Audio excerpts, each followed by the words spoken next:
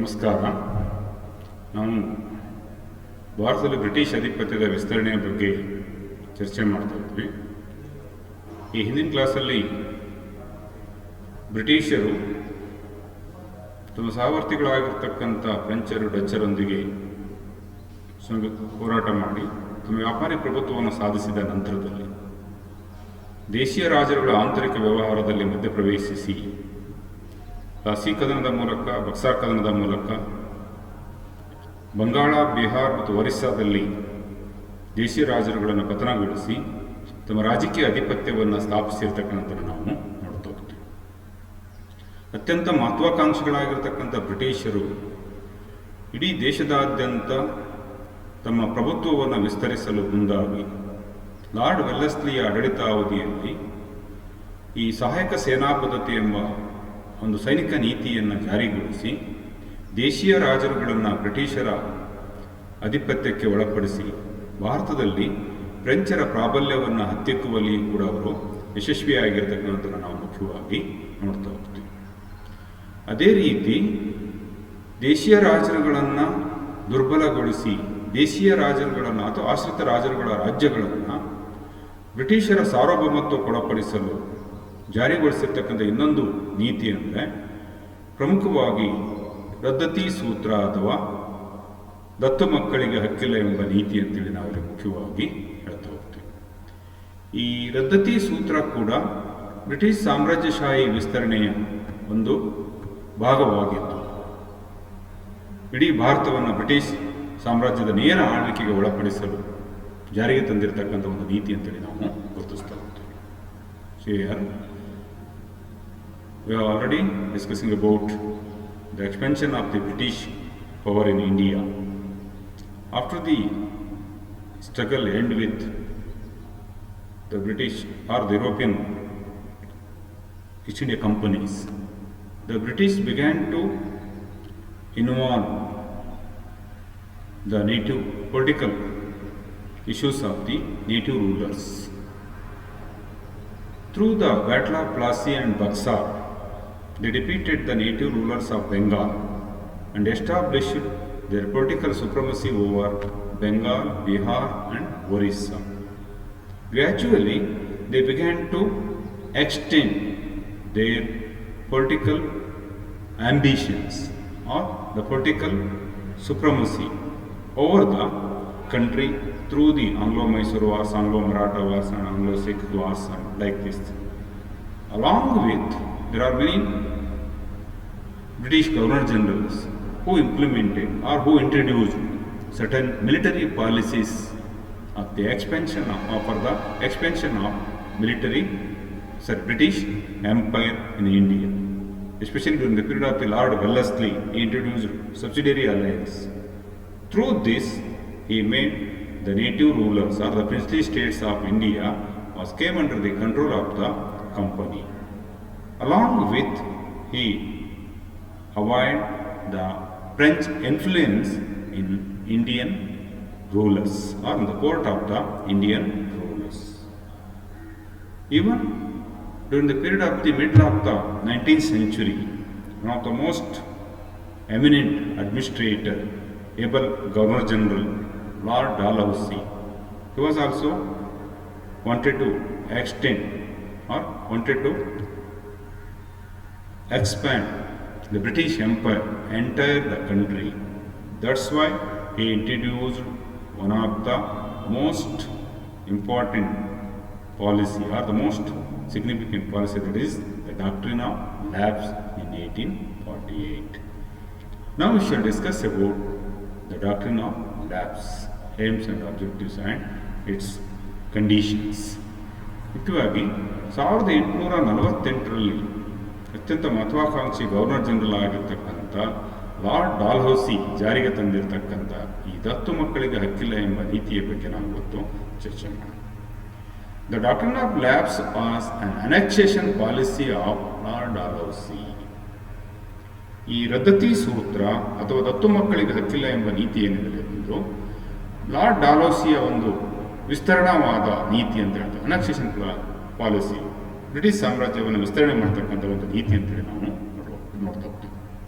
It was used as an administrative policy for the extension of British paramountcy.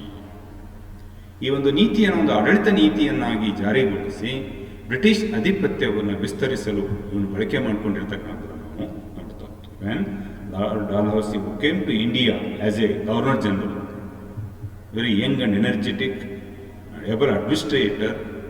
Moreover, he became a most ambitious. He wanted to extend the British paramountcy all over the country. That's why he introduced this administrative policy for the annexation of the native kingdoms under the British control. That's why he introduced this policy in the year of 1848. 1848ರಲ್ಲಿ ಈ ಒಂದು ನೀತಿಯನ್ನು ಜಾರಿಗೊಳಿಸಿ British ಸಾಮ್ರಾಜ್ಯವನ್ನು ವಿಸ್ತರಿಸಲಿಕ್ಕೆ ಮುಂದಾಗಿರ್ತಕ್ಕಂಥದ್ದನ್ನು ನಾವು ಮುಖ್ಯವಾಗಿ ನೋಡ್ತಾ ಹೋಗ್ತೀವಿ. The Doctrine of Lapse stated that any princely state under the vassalage of the company will have its territory annexed should the ruler of the said state fail to produce an heir. ಇದರಲ್ಲಿ ಇರ್ತಕ್ಕಂಥ ಪ್ರಮುಖ ಅಂಶ ಏನಂದರೆ, ಈಗಾಗಲೇ ಬ್ರಿಟಿಷರ ಆಶ್ರಯಕ್ಕೆ ಒಳಪಟ್ಟಿರ್ತಕ್ಕಂಥ ಯುದ್ಧಗಳ ಮೂಲಕ ಆಗಿರ್ಬೋದು, ಸಹಾಯಕ ಸೇನಾ ಪದ್ಧತಿಯ ಮೂಲಕ ಆಗಿರ್ಬೋದು, ಬ್ರಿಟಿಷರ ಅಧೀನಕ್ಕೆ ಒಳಪಟ್ಟಿರ್ತಕ್ಕಂಥ ಆಶ್ರಿತ ರಾಜ್ಯಗಳು ಏನಿದಾವೋ ಆ ರಾಜ್ಯಗಳು ಬ್ರಿಟಿಷರ ಅಧೀನದಲ್ಲಿರ್ತಕ್ಕಂಥ ರಾಜ್ಯಗಳು ಪುತ್ರ ಸಂತಾನವಿಲ್ಲದೆ ಉತ್ತರಾಧಿಕಾರಿಗಳು ಇಲ್ಲದೇ ಇದ್ದಂಥ ಸಂದರ್ಭದಲ್ಲಿ ಅಥವಾ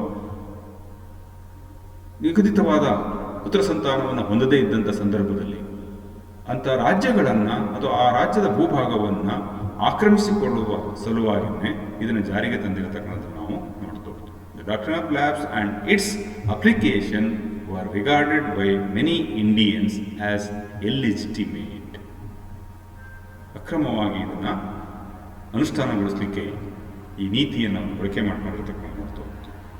ವಿಶೇಷವಾಗಿ ದೇಶೀಯ ರಾಜರುಗಳನ್ನು ಅಧಿಕಾರದಿಂದ ಕಿತ್ತೋಗಿ ಪುತ್ರ ಸಂತಾನವಿಲ್ಲದೆ ಇರತಕ್ಕಂಥ ಉತ್ತರಾಧಿಕಾರಿಗಳು ಇಲ್ಲದೆ ಇರತಕ್ಕಂಥ ರಾಜ್ಯಗಳನ್ನು ಬ್ರಿಟಿಷರ ನೇರ ಆಳ್ವಿಕೆಗೆ ಒಳಪಡಿಸಲು ಲಾರ್ಡ್ ಡಾಲ್ಹೌಸಿ ಈ ನೀತಿಯನ್ನು ಅನುಸರಿಸಿರ್ತಕ್ಕಂಥದ್ದು ನಾವು ನೋಡ್ತೀವಿ. ರದ್ದತಿ ಸೂತ್ರ ಅಥವಾ ದತ್ತು ಮಕ್ಕಳಿಗೆ ಹಕ್ಕಿಲ್ಲ ಎಂಬ ನೀತಿಯನ್ನು ಅನುಸರಿಸಿರ್ತಕ್ಕಂಥದ್ದು ನಾವು ಮುಖ್ಯವಾಗಿ ಗುರುತಿಸ್ತಾ ಹೋಗ್ತೀವಿ. ವಿಶೇಷವಾಗಿ ಇದು ಮುಂದೆ ಅನೇಕ ಘಟನೆಗಳಿಗೂ ಕೂಡ ಇದು ಕಾರಣವಾಗ್ತಕ್ಕಂಥದ್ದು ನೋಡ್ತೀವಿ. ಯಾಕಂದರೆ ಅನೇಕ ದೇಶೀಯ ಸಂಸ್ಥಾನಗಳು ತಮ್ಮ ಅಧಿಕಾರವನ್ನು ಕಳೆದುಕೊಂಡು ಬ್ರಿಟಿಷರ ನೇರ ಆಳ್ವಿಕೆಗೆ ಒಳಪಡ್ತಕ್ಕಂಥದ್ದನ್ನು ನಾವು ಮುಂದೆ ನೋಡ್ತಾ ಹೋಗ್ತೀವಿ. Next we shall discuss about the futures or the conditions of the doctrine of lapse. Before the introduction of this doctrine or doctrine of policy, the princely states had a ritualised method of adoption practiced for centuries, and heir apparent would eventually be selected from a pool of candidates. ಈ ನೀತಿ ಜಾರಿಗೆ ಬರುವ ಪೂರ್ವದಲ್ಲಿ, ರದ್ದತಿ ಸೂತ್ರ ಅಥವಾ ದತ್ತು ಮಕ್ಕಳಿಗೆ ಹಕ್ಕಿಲ್ಲ ಎಂಬ ನೀತಿ ಜಾರಿಗೆ ಬರುವ ಪೂರ್ವದಲ್ಲಿ ದೇಶೀಯ ರಾಜರುಗಳು ತಮಗೆ ಪುತ್ರ ಸಂತಾನವಿಲ್ಲದೆ ಇದ್ದಂಥ ಸಂದರ್ಭದಲ್ಲಿ ಅನೇಕ ಶತಮಾನಗಳಿಂದಲೂ ಕೂಡ ಬೇರೆ ಮಕ್ಕಳನ್ನು ರಕ್ತ ಸಂಬಂಧಗಳಲ್ಲಿ ಬೇರೆ ಗಂಡು ಮಕ್ಕಳನ್ನು ದತ್ತು ಸ್ವೀಕರಿಸುವುದರ ಮೂಲಕ ತಮ್ಮ ಉತ್ತರಾಧಿಕಾರಿಗಳನ್ನಾಗಿ ನೇಮಕ ಮಾಡಿಕೊಳ್ತಕ್ಕಂಥದ್ದನ್ನು ನಾವು ನೋಡ್ತಾ ಹೋಗ್ತೀವಿ. ಒಂದು ವೇಳೆ if the ruler died before adopting the successors, ಒಂದು ವೇಳೆ ರಾಜ ಆಕಸ್ಮಿಕವಾಗಿ ದತ್ತು ಸ್ವೀಕರಿಸುವ ಪೂರ್ವದಲ್ಲಿ ಮರಣ ಹೊಂದಿದರೆ ಅಥವಾ ಅತ್ಯಂತ ವಯಸ್ಕನಾಗಿರುವಾಗಲೇ ಅವನು ಮರಣ ಹೊಂದಿದರೆ, ಆಕಸ್ಮಿಕವಾಗಿ ಮರಣ ಹೊಂದಿದಂಥ ಸಂದರ್ಭದಲ್ಲಿ ಅವನ ವಿಧವೆಯ ಪತ್ನಿ ದತ್ತು ಸ್ವೀಕರಿಸಲು ಕೂಡ ಅವಕಾಶಗಳಿರ್ತಕ್ಕಂಥದ್ದನ್ನು ನಾವು ನೋಡ್ತೇವೆ. If the ruler died before adopting the successor, suppose if those who are not a male issues, suppose if he died either accidentally or any genuine reason, one of his widows could adopt a male issues who would immediately accede to the throne.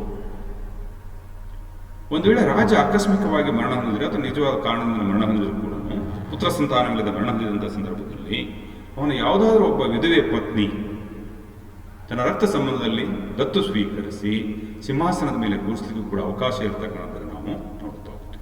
According to this doctrine according to this doctrine of lapse, any princely states under the direct or indirect control of the East India Company, should the ruler not produce a legal male heir, would be annexed by the company. That is the main conditions of the doctrine of lapse. ಅಂದರೆ ನೇರವಾಗಿ ಅಥವಾ ಪರೋಕ್ಷವಾಗಿ British East India ಕಂಪನಿಗೆ ಒಳಪಟ್ಟಿರ್ತಕ್ಕಂಥ ದೇಶೀಯ ಸಂಸ್ಥಾನಗಳು ಕಾನೂನುಬದ್ಧವಾಗಿ ಉತ್ತರಾಧಿಕಾರಿಗಳನ್ನು ಹೊಂದದೇ ಇದ್ದರೆ, ಅಂದರೆ ಪುತ್ರ ಸಂತಾನವನ್ನು ಹೊಂದದೇ ಇದ್ದರೆ, ಅಥವಾ ಬ್ರಿಟಿಷರ ಪೂರ್ವಾನುಮತಿಯ ಮೇರೆಗೆ ದತ್ತು ಸ್ವೀಕರಿಸದೇ ಇದ್ದರೆ, ಅಂಥ ರಾಜ್ಯಗಳನ್ನು ಯಾವುದೇ ಕಾರಣವಿಲ್ಲದೆ ನೇರವಾಗಿ ಬ್ರಿಟಿಷರು ತಮ್ಮ ಅಧೀನಕ್ಕೆ ಅಥವಾ ಕಂಪನಿಯ ಅಧೀನಕ್ಕೆ ಒಳಪಡಿಸಿಕೊಳ್ಳಲಿಕ್ಕೆ ಈ ಕಾಯ್ದೆ ಅವಕಾಶವನ್ನು ಕಲ್ಪಿಸಿಕೊಟ್ಟಿರ್ತಕ್ಕಂಥದ್ದನ್ನು ನಾವು ನೋಡ್ತೇವೆ. ಅಥವಾ ದತ್ತು ಮಕ್ಕಳಿಗೆ ಹಕ್ಕಿಲ್ಲ ಎಂಬ ಕಾಯ್ದೆ ಅಥವಾ ರದ್ದತಿ ಸೂತ್ರ ಬ್ರಿಟಿಷರಿಗೆ ಅವಕಾಶ ಕಲ್ಪಿಸಿರ್ತಕ್ಕಂಥದ್ದನ್ನು ನಾವಲ್ಲಿ ನೋಡ್ತಾ ಹೋಗ್ತೀವಿ. ಯಾಕಂದರೆ ಈ ಹಿಂದೆ ಅನೇಕ ರಾಜರುಗಳು, ದೇಶೀಯ ಸಂಸ್ಥಾನಗಳು ಕೆಲವು ನೇರವಾಗಿ, ಕೆಲವು ಪರೋಕ್ಷವಾಗಿ ಬ್ರಿಟಿಷರ ನೇರ ಆಳ್ವಿಕೆಗೆ ಒಳಪಟ್ಟಿರ್ತಕ್ಕಂಥ, ಉದಾಹರಣೆ Bengal, Bihar, Orissa directly control by the British, ನೇರವಾಗಿ ಬ್ರಿಟಿಷರ ಆಳ್ವಿಕೆಗೆ ಒಳಪಡ್ತಕ್ಕಂಥದ್ದು. ಇನ್ನು ಕೆಲವು ಪರೋಕ್ಷವಾಗಿ ರದ್ದತಿ ಸೂತ್ರದ ಸಹಾಯಕ ಸೇನಾ ಪದ್ಧತಿಯ ಮೂಲಕ ಬ್ರಿಟಿಷರ ಪರೋಕ್ಷ ನಿಯಂತ್ರಣಕ್ಕೆ ಒಳಪಟ್ಟಿರ್ತಕ್ಕಂಥ, ಹೈದರಾಬಾದ್ ಇರ್ಬೋದು, ಮೈಸೂರು ಇರ್ಬೋದು, ಮರಾಠ ರಾಜ್ಯಗಳಿರ್ಬೋದು, ಅವಧಿ ಇರ್ಬೋದು, ಫ್ಯಾಂಜೂರ್ ಇರ್ಬೋದು, ಇವೆಲ್ಲ ಸಹಾಯಕ ಸೇನಾ ಪದ್ಧತಿ, ಆಮೇಲೆ ರಜಪೂತ ಸಂಸ್ಥಾನಗಳು ಪರೋಕ್ಷವಾಗಿ ಬ್ರಿಟಿಷರ ಆಳ್ವಿಕೆಗೆ ಒಳಪಟ್ಟಿರ್ತಕ್ಕಂಥ. ಈ ರೀತಿಯ ರಾಜ್ಯಗಳು ಪುತ್ರ ಸಂತಾನವಿಲ್ಲದೆ ಇದ್ದರೆ ಅಥವಾ ಕಾನೂನುಬದ್ಧವಾಗಿ ಉತ್ತರಾಧಿಕಾರಿಗಳನ್ನು ಹೊಂದಿದೆ ಅಂದರೆ ಗಂಡು ಪುತ್ರ ಸಂತಾನ ಇಲ್ಲದೆ ಇದ್ದರೆ, ಅಥವಾ ಬ್ರಿಟಿಷರ ಪೂರ್ವಾನುಮತಿಯೊಂದಿಗೆ ತನ್ನ ಉತ್ತರಾಧಿಕಾರಿಯನ್ನು ನೇಮಕ ಮಾಡಿಕೊಳ್ತಾ ಇದ್ದರೆ, ಅಂತಹ ರಾಜ್ಯಗಳನ್ನು ಕಂಪನಿ ತನ್ನ ನೇರ ಆಳ್ವಿಕೆಗೆ ಒಳಪಡಿಸಿಕೊಳ್ಳಲಿಕ್ಕೆ ಇದು ಅವಕಾಶ ನೀಡಿರ್ತಕ್ಕಂಥದ್ದು ನಾವಲ್ಲಿ ನೋಡ್ತಾ ಹೋಗ್ತೀವಿ. There are many princely states which came under the control of the British. Most of the princely states who kept under the control of the British East India Company through the subsidiary alliance, the Marathas, the Nizam of Hyderabad, the Wadairs of Mysore, the Nawab of Oudh, even the Rajput kings who came under the control of the British through the subsidiary alliance. In some other kingdoms like Bengal, Bihar and Orissa was directly controlled by the British East India Company. Almost all these princely states, even the Sikhs also kept under the control of the British. Both these princely states, either directly or indirectly, controlled by the East India Company. Suppose if do not have any male issues or legal male heirs, would be annexed by the company. Either male issues or a proper way of the adoptions without any these privileges. Those princely states was annexed by the company. This was not introduced by Lord Dalhousie. ಇದೇ ಮೊದಲೇ ಡಾಲೌಸಿನ ಇದನ್ನು ಮೊದಲು ಜಾರಿಗೊಳಿಸಿರ್ತಕ್ಕಂಥ. Even though it was he who documented it and used it widely to acquire territories for the British. ಇದು ಡಾಲೌಸಿನೇ ಜಾರಿಗೊಳಿಸಿರ್ತಕ್ಕಂಥ. ಈ ಹಿಂದೆ ಕೂಡ ಇತ್ತು. For example in 1824 the Kittur Desais of Kittur, Rani Chennamma, who fought against the British due to the doctrine of lapse.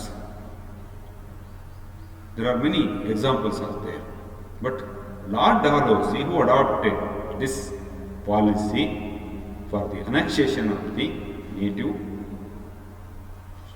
princely states through this adoptions policy or doctrine of lapse policy.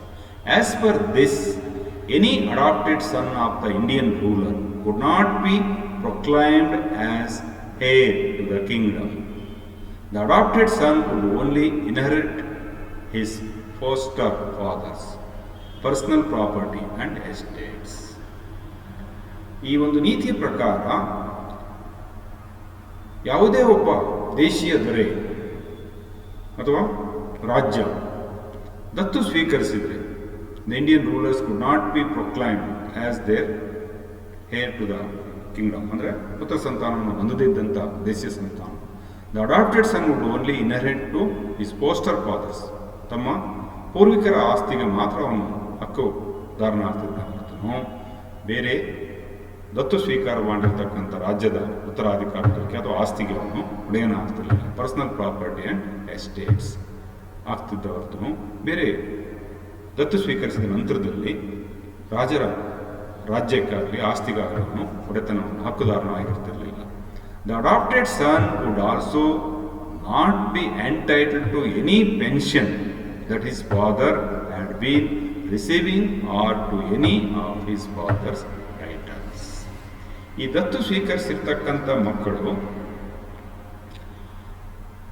ಆ ದತ್ತು ಸ್ವೀಕರಿಸಿದ ಅವನ ತಂದೆ ಪಡಿತಕ್ಕಂಥ ನಿವೃತ್ತಿ ವೇತನಕ್ಕಾಗಲಿ ಬಿರುದು ಬಾವಲಿಗಳಿಗಾಗಲಿ ಕೂಡ ಅವನು ಹಕ್ಕುದಾರನ ಆಗಿರಲಿಲ್ಲ. ಒಂದು ವೇಳೆ ಬ್ರಿಟಿಷರ ಆಶ್ರಿತ ರಾಜ ಒಂದು ವೇಳೆ ದತ್ತು ಸ್ವೀಕರಿಸಿದ್ರು ಕೂಡ ಅವನು ನಿವೃತ್ತನಾಗಿ ಬ್ರಿಟಿಷ್ ಈಸ್ಟ್ ಇಂಡಿಯಾ ಕಂಪನಿಯಿಂದ ನಿವೃತ್ತಿ ವೇತನವನ್ನು ಪಡೆಯೋದ್ರ ಮೂಲಕ ಕೆಲವೊಂದು ಸವಲತ್ತುಗಳನ್ನು ಹೊಂದಿರ್ತಿದ್ದ. ಆದರೆ ಅವನ ಮರಣಾನಂತರದಲ್ಲಿ ಯಾವ ವಿಶೇಷ ಸವಲತ್ತುಗಳನ್ನು ಕೂಡ ದತ್ತು ಪುತ್ರನಿಗೆ ಮುಂದುವರಿಸಲು ಅವಕಾಶ ಇರಲಿಲ್ಲ ಅಂತಲೇ ನಾವು ನೋಡ್ತಾ ಹೋಗ್ತೇವೆ. ಇದು ಕೇವಲ ಆ ವ್ಯಕ್ತಿಗೆ ಮಾತ್ರ ಸಂಬಂಧಪಟ್ಟಿರ್ತಕ್ಕಂಥದ್ದು. ಪಿತ್ರಾರ್ಜಿತ ಆಸ್ತಿಯಲ್ಲಿ ಹಕ್ಕು ಹೊಂದಬೇಕಂದ್ರೆ ಅವನು ರಕ್ತ ಸಂಬಂಧಿಯಾಗಿದ್ದರೆ ಮಾತ್ರ ಪಿತ್ರಾರ್ಜಿತ ಆಸ್ತಿಯಲ್ಲಿ ಹೊಂದಲಿಕ್ಕೆ ಸಾಧ್ಯ. ದತ್ತು ಅಡಾಪ್ಷನ್ಗಳಿಗೆ ಅಥವಾ ದತ್ತು ಮಕ್ಕಳಿಗೆ ಈ ಅವಕಾಶವನ್ನು ನಿರಾಕರಿಸಿರ್ತಕ್ಕಂಥ ನಾವಲ್ಲಿ ನೋಡ್ತಾ ಹೋಗ್ತೇವೆ. This challenge the Indian rulers long had authority to appoint and heir of their choice. ಇದು ದೇಶೀಯ ರಾಜರುಗಳ ಒಂದು ಆಯ್ಕೆಯಾಗಿತ್ತು. ಮೊದಲು ಅನೇಕ ಕಾಲದಿಂದಲೂ ಕೂಡ ಆಯ್ಕೆಯಾಗಿತ್ತು. ನಮಗಿಷ್ಟ ಬಂದವರನ್ನು, ಪುತ್ರ ಸಂತಾನ ಇಲ್ಲದೇ ಇದ್ದ ಸಂದರ್ಭದಲ್ಲಿ ನಮಗಿಷ್ಟ ಬಂದ ವ್ಯಕ್ತಿಯನ್ನು ಅಥವಾ ರಕ್ತ ಸಂಬಂಧಿಗಳನ್ನು ದತ್ತು ಸ್ವೀಕರಿಸಿ ತನ್ನ ನಂತರ ಆ ರಾಜ್ಯದ ಉತ್ತರಾಧಿಕಾರಿಯನ್ನು ನೇಮಕ ಮಾಡಲಿಕ್ಕೆ ಅವರಿಗೆ ಅವಕಾಶ ಇತ್ತು.